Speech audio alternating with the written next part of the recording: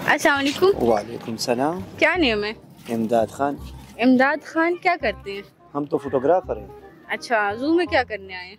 जू में हम काम करते हैं ना, फोटोग्राफर है यहाँ पर। अच्छा, चलिए मुझे ये पता है अगर आपने अपना नेम चेंज करना हुआ क्या रखेंगे अपना नाम बदल कर? अगर नेम चेंज करने है तो हम अजमरक रखेंगे, क्योंकि पठान अजमरी का अच्छा, फेवरेट है। तो आपको अपना नाम नहीं पसंद? क्यों नहीं पसंद? तो फिर ये तो माँ बाप ने रखे, पसंद क्यों नहीं है? नाजरा पे पहचान होता है इसका। अच्छा ठीक है। हाँ ना। मुझे बताइए कोई टैलेंट है आप में? वो समदम कारविश नुम द सरकार भी जो ना माने वो ख्वारोजार भी। जा, क्या टैलेंट है?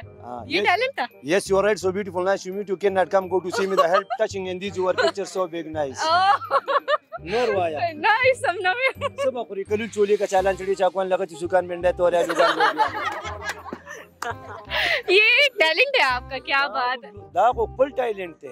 हां कनो नो गो टैलेंट नहीं भी को करना चाहिए। बस कोई सॉन्ग आते हैं? हां वो आए का ना। तले बौरान न बचिस तले वनई मिना वनारे लवंगिना वनारे नोरवायो उसकी तू आया। मुझे नहीं आता ना।